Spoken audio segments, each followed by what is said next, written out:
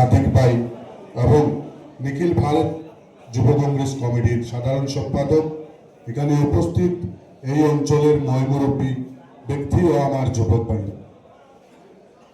বন্ধুগণ, আপনারা নিশ্চয় জানেন আগামী 9 মে গোটা আসামে আসাম বিধানসভা নির্বাচন অনুষ্ঠিত হতে যাচ্ছে। আর সেই বিধানসভা নির্বাচনে আলগাপুর খাটলিসভা 122 নম্বর সমষ্টিতে ভারতীয় জাতীয় কংগ্রেস দলে আপনাদের এই অঞ্চলের, আপনাদের আলগাপুর বাজারের এক সুসন্তান, যিনি বর্তমান আসাম প্রদেশ যুব কংগ্রেস কমিটির মাননীয় সভাপতি জুবের এনাম মজুমদার মহাশয়কে ভারতীয় জাতীয় কংগ্রেস দল থেকে মনোনীত করা হয়েছে। তাই আমি সর্বপ্রথমে আপনাদের সবাইকে জানাই নির্বাচনী সংগ্রামী অভিনন্দন। বন্ধুগণ, আপনারা জানেন এই 9 মে যে নির্বাচন, সমগ্র আসামে যে নির্বাচন অনুষ্ঠিত হতে যাচ্ছে, সেই নির্বাচন আপনারা আমাদের কাছে অত্যন্ত গুরুত্বপূর্ণ এক নির্বাচন। সেই নির্বাচন আমাদের অস্তিত্ব রক্ষা করার নির্বাচন। তাই চলুন আগামী 9 মে আমরা সবাই একত্রিতভাবে হাতে হাত মিলিয়ে, কাঁধে কাঁধ মিলিয়ে আমাদের নেতা গৌরব গগৈকে মুখ্যমন্ত্রী বানাতে আপনাদের কাছে অনুরোধ রাখছি। ভগবান, এই নির্বাচন শুধু রাস্তা বানানো এবং কারেন্টের খুবই পাওয়ার জন্য নির্বাচন নয়। এই নির্বাচন এই বছর ধরে এবং আরএসএস এবং এই সাম্প্রদায়িক বিজেপিকে ভারত আসাম থেকে প্রতিহত করতে আগামী 9 মে আমরা প্রস্তুতি নিতে আসবো। ভগবান, এই নির্বাচনে এই সাম্প্রদায়িক হিমন্ত বিশ্ব শর্মাকে বিসর্জন দিতে লাগবে। ভগবান, আমরা এবার যে নির্বাচনে আপনাদের এই সমষ্টিতে একজন যুবক থেকে প্রার্থী করা হয়েছে, উনি হচ্ছেন যুবকের মজুমদার, এবং হাইলাকান্দি সমষ্টিতে একজনকে প্রার্থী করা হয়েছে, উনি হচ্ছেন গৌতম রায় সুযোগ্য পুত্র রাহুল রায়। ওই 2 জন প্রার্থীকে আপনারা দেওয়া করাবেন। আর দেখবেন এই 2 জন প্রার্থী, একজনকে গৌতম রায় এবং একজনকে মরহুম চৌধুরী আলম চৌধুরী উত্তরসূরি হিসাবে দেখা যায়। বন্ধুগণ, আমরা সবাই একত্রিতভাবে ভারতীয় জাতীয় কংগ্রেস দলকে যদি শক্তিশালী করতে হয়, আমরা সবাই একত্রিত হতে রাখবো। এই সাম্প্রদায়িক বিজেপি, এই সাম্প্রদায়িক আসামের মুখ্যমন্ত্রী হিমন্ত বিশ্ব শর্মাকে আমরা যদি এই আসাম থেকে তাড়াতে হয়, আমরা সবাই আজকে সংকল্প নিতে হবে। বন্ধুগণ, আপনারা বিগত নির্বাচনে আপনাদের হাইলাকান্দি, মধ্য হাইলাকান্দি এবং আলগাপুর 3টা সমষ্টি ছিল।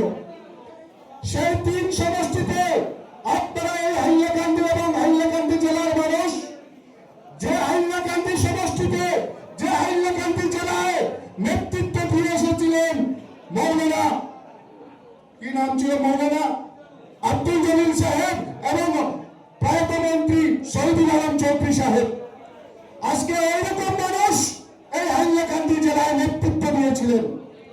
আজকে যে 3 জন বিধায়ক আপনারা দুবার করে ওই 3 জন বিধায়ককে আসাম বিধানসভায় পাঠিয়েছিলেন, আজকে দুঃখের ব্যাপার ওই 3 জন বিধায়ককে আপনারা প্রশ্ন করবেন। বর্তমানে এই যে 2026-এর 9 মে নির্বাচন হবে, আর সেই 9 মে নির্বাচনে এই 3 জন বিধায়ক এক সমষ্টিতে কেন নির্বাচনে প্রতিযোগিতা করছেন? এই 3 বিধায়ক এক সমষ্টি থেকে নির্বাচনে প্রতিযোগিতা করছেন, ওদেরকে 3 সমষ্টি থেকে নির্বাচিত করা হয়েছিল। আজকে আসাম বিধানসভায় গিয়ে ওরা প্রথমে কি করলেন, যখন বরাক উপত্যকা এবং আসামের ডিলিমিটেশন হলো, বিশেষ করে হাইলাকান্দি জেলা থেকে 2টা সমষ্টি কেটে দেওয়া হলো। বিশেষ করে আজকে গোটা বরাক উপত্যকা থেকে আমরা দেখতে পেয়েছি, বিগত নির্বাচন যখন হয়েছিল 9 জন সংখ্যালঘু বিধায়ক ছিলেন। আজকে বলতে দুঃখ লাগে, এই রাজ্যে নির্বাচন হবে, হাইলাকান্দি জেলা থেকে শুধু 1 জন মুসলিম বিধায়ক পাবেন আপনারা। গোটা বরাক উপত্যকা থেকে মাত্র 2 থেকে 3 জন মুসলিম বিধায়ক হবেন। আজকে এই ডিলিমিটেশনের কারণে আজকে যে সমষ্টিগুলো কেটে দেওয়া হলো, আজকে এই বিধায়করা আসাম বিধানসভায় চুপ করে বসেছিলেন। আজকে আপনাদের অঞ্চলের মানুষ, আপনাদের হাইলাকান্দি জেলার মানুষ, আপনারা ওদেরকে সংখ্যালঘু ভোট দিয়ে আসাম বিধানসভায় পাঠিয়েছিলেন। আর বিগত নির্বাচনে যখন রাজ্যসভা নির্বাচন হয়েছিল, ওরা হিমন্ত বিশ্ব শর্মা এবং আরএসএস কে খুশি করার জন্য ওরা বিজেপিকে সমর্থন করে এবং বিজেপিকে ভোট দিয়েছিল রাজ্যসভার নির্বাচনে। আজকে সুজাম ভাইকে আমরা প্রশ্ন করতে চাই, আজকে সুজাম ভাই এবং নিজাম ভাই এবং জাকির ভাইকে প্রশ্ন করতে চাই, আপনারা মসজিদের ভিতরে গিয়ে বলতে পারবেন যে বিগত রাজ্যসভা এবং যখন রাষ্ট্রপতি নির্বাচন হয়েছিল তখন আপনারা বিজেপির পক্ষে ছিলেন না? বলতে কি পারবে না? এরা সব সাহস নেই, এরা বলতে পারবে না যে রাজ্যসভা এবং যখন রাষ্ট্রপতি নির্বাচন হয়েছিল ওরা হিমন্ত বিশ্ব শর্মাকে খুশি করতে গিয়ে ওরা বিজেপিকে সমর্থন করেছিল। আপনারা আমাদের সবাই জনগণ মিলে ওরা সংখ্যালঘু মানুষের হয়ে কথা বলার জন্য আমরা বিধায়ক বানিয়ে পাঠিয়েছিলাম আমাদেরকে, আর ওরা গিয়ে হিমন্ত বিশ্ব শর্মার এজেন্ট হয়ে কাজ করেছে। বর্তমান যিনি বিধায়ক এই সুজানুদ্দিন সাহেব, উনি কি বলেছিলেন? বদরুদ্দিন আজমল সাহেবের জানাজা করা হয়েছে, আজকে আবার কোন সাহসে উনি আবার বদরুদ্দিন আজমল সাহেবের সমর্থন নিয়ে নির্বাচনে লড়ছেন? উনার লজ্জা থাকা দরকার ছিল। বন্ধুগণ, আপনারা জানেন যে এই নির্বাচনে আমরা যদি আসামে কংগ্রেস সরকার আসতে না পারি তাহলে আমাদের ভবিষ্যৎ প্রজন্ম যারা উঠে আসছে ওদের ভবিষ্যৎ অন্ধকার হয়ে যাবে। আপনারা জানেন গোটা আসামে 740টা মাদ্রাসা বন্ধ করে দেওয়া হয়েছিল। গোটা আসাম রাজ্যে 740টা মাদ্রাসা বন্ধ করে দেওয়া হয়েছিল যখন, তখন ওই বিধায়করা চুপ করে বসেছিলেন আসাম বিধানসভায়। যখন অ্যামেন্ডমেন্ট বিল, ওয়াকফ অ্যামেন্ডমেন্ট বিল পাস হয়েছিল, এই বিধায়করা চুপ করে আসাম বিধানসভায় বসেছিলেন। এখন সময় এসেছে আমরা সবাই একত্রিতভাবে ওই মূর্খ বিধায়কদেরকে আমরা জবাব দিতে লাগবে।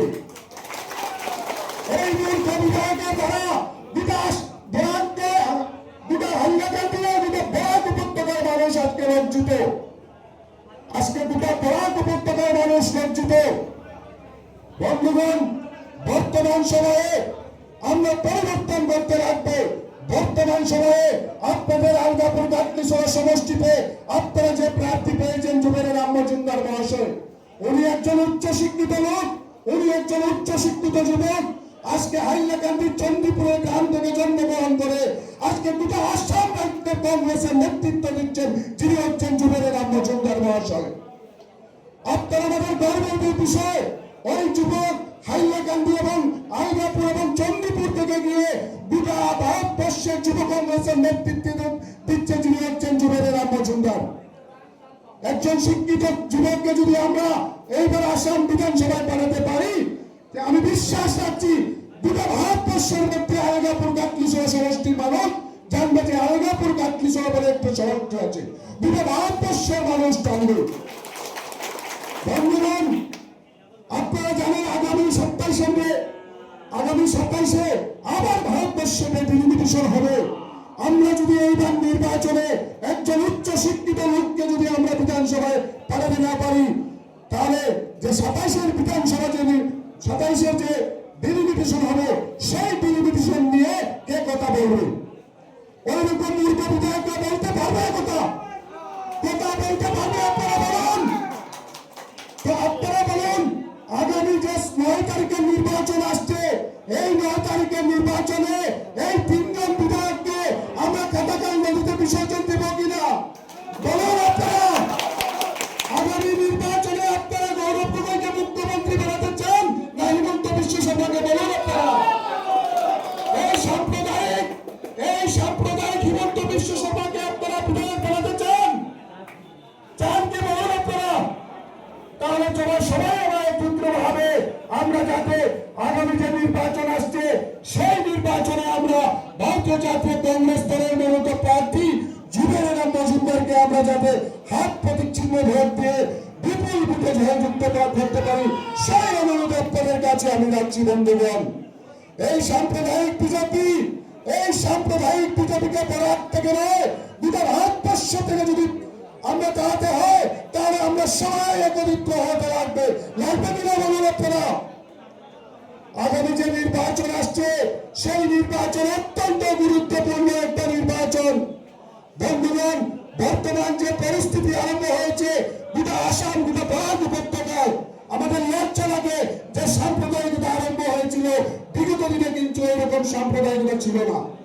যখন তরুণ গগৈ মুখ্যমন্ত্রী ছিলেন তখন কিন্তু এরকম সাম্প্রদায়িকতা ছিল না। আজকে আমরা কোথায় থেকে কোথায় গিয়ে পৌঁছেছি। আমাদের যদি শিলচর শহর হোক, হাইলাকান্দি হোক, আমরা যদি রাস্তায় বেরোই রাত্রে 9টা পরে আমাদের ভয় লাগে। ভয় লাগে কিনা বলুন? ভয় লাগে আমাদের। তো কেন আমাদের ভয় লাগে? এই যে পকেট মার আরএসএস, এই পকেট মার বজরঙ্গের, ওদেরকে আমরা যদি প্রতিহত করতে চাই তাহলে আগামী 9 তারিখ আমরা গৌরব গগৈকে মুখ্যমন্ত্রীর হাতে লাগবে কিনা বলুন বন্ধুগণ। আমরা সবাই একত্রিত হতে লাগবে, সবাই একজুট হয়ে আমরা নেতা গৌরব গগৈকে আমরা ভোট দিতে লাগবে, আমাদের নেতা রাহুল গান্ধীকে আমরা ভোট দিতে লাগবে। আজকে রাহুল গান্ধী আজকে গোটা ভারতবর্ষে দেশে বেড়াচ্ছেন কেন? কংগ্রেস সরকার আনার জন্য। আজকে গৌরব গগৈ অনেক কষ্ট করছেন কংগ্রেস সরকার আনার জন্য। আজকে যদি আমরা সবাই একত্রিত ভাবে আমাদের নেতা রাহুল গান্ধী, আমাদের নেতা গৌরব গগৈকে আমরা সাহায্য করি, তাহলে দেখবেন 2026-এ যে নির্বাচন আসবে আর সেই নির্বাচনে কংগ্রেসের সরকার হবে, সেটা আপনারা নিশ্চিন্ত থাকুন। যে এবার নির্বাচনে আসামে কংগ্রেস সরকার হচ্ছে সেটা আপনারা নিশ্চিন্ত থাকুন। আর আপনাদের ভয়, আপনাদের সাহিত্য আলগাপুর কাটলিশহর থেকে কংগ্রেস প্রার্থী চলে যাবেন। পুরো শক্তি কংগ্রেস প্রার্থীকে আপনাদের ভালো বন্ধুগণ। বিশেষ করে আপনাদের অঞ্চলে আমাদের এক বড় ভাই, যিনি আপনাদের জেলা পরিষদ সদস্যের প্রতিনিধি, বর্তমান মান্না খান ভাই আমাদের মধ্যে উপস্থিত হয়েছেন। সবাই ওনার জন্য একটা জোরদার হাততালি দেন। উনিও প্রার্থী ছিলেন, উনিও কংগ্রেসের প্রার্থী ছিলেন, যদি টিকিট পাননি তারপরে নির্দয়ে জমা দিয়েছিলেন। আজকে কংগ্রেসের জন্য, কংগ্রেস সরকার আনার জন্য, কংগ্রেস প্রার্থীদেরকে জয়ী করার জন্য, ওনার নমিনেশন উঠতে করার জন্য আমি আমার মন থেকে মান্না ভাইকে আন্তরিক অভিনন্দন জানাই যে আজকে উনি পরিচয় দিয়েছেন। মান্না খান ওনার যে নেতৃত্ব পরিচয় দিয়েছেন, ওনার নমিনেশন উঠতে করে আজকে কংগ্রেস প্রার্থীর হয়ে উনি প্রচার করতে এসেছেন। এর জন্য আমি মান্না খান ভাইকে আমি শিলচর জেলা কংগ্রেস সংখ্যালঘু বিভাগের চেয়ারম্যান হিসেবে ওনাকে আমার অন্তঃস্থল থেকে ধন্যবাদ জানিয়ে আমার বক্তব্য শেষ করলাম। জয় হিন্দ, ভারতীয় জাতীয় কংগ্রেস জিন্দাবাদ, গৌরব গগৈ জিন্দাবাদ, রাহুল গান্ধী জিন্দাবাদ।